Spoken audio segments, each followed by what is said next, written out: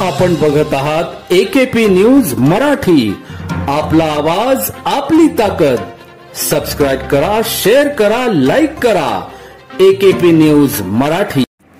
नाशिक जिल्ह्यातील निफाड तालुक्यातील शिरसगाव येथे ओझरमधून सरावासाठी निघालेले सुकाई विमान कोसळल्याने त्यामध्ये मोठी भीतीचे वातावरण पसरले। सरावासाठी निघालेले हे विमान शिरसगाव शिवारात पडल्याने मोठी खळबळ उडाली। सुदैवाने कुठलीही जीवित हानी झाली नसून 2 पायलट या विमानामध्ये होते। एक पायलट जखमी झाला असून त्याला नाशिक येथे उपचारासाठी हलविण्यात आले आहे। परंतु या दरम्यान शेतकऱ्यांचे मोठे नुकसान या ठिकाणी झालेले आहे। बाजूलाच शेतीमध्ये काम करणाऱ्या प्रत्यक्षदर्शी महिलांनी सांगितले की आम्ही काम करत असताना अचानक हे विमान कोसळल्याने आम्ही खूपच घाबरलो।